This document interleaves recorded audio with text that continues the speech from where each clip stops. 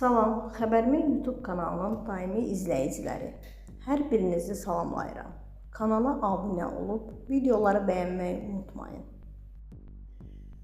Heydər Əliyev Fondu, Azərbaycan Dövlət Televiziyası Mədəniyyət və Turizm Nazirliyi və Mədəniyyət Fondunun birgə təşkil etdiyi 6-cı muğam müsabiqəsinin qalibi, Qran Pri mükafatının sahibi Alma xanım Əhmədlidən xəbər var. BİQ AZ xəbər verir ki, Alma xanım Instagramda yeni görüntülərini yayımlayıb. Onun paylaşımı marağa səbəb olub, ifaçının görünüşü çox bəyənilib. Qeyd edək ki, Alma xanım Murad adlı şəxslə ailə qurub, onların bu evlilikdən əkiz oğulları var.